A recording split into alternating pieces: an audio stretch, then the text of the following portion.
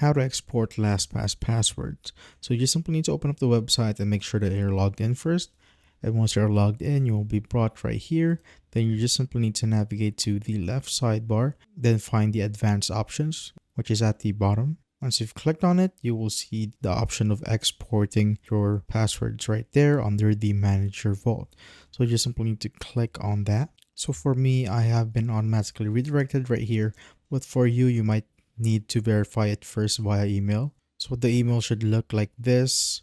Then you just simply need to click on Continue Export. And once that's done, you just simply need to go back to your LastPass vault, then click on Export again. I already done that recently. That's why I have been redirected automatically right here, where I just simply need to input my master password. So I'm just going to input it right here. After you've input it, just simply click on Submit. Then just simply save it to whatever directory you want. So I'm going to save it at default. And as you can see, I now have successfully exported my LastPass passwords. And that is how you basically export your passwords from LastPass.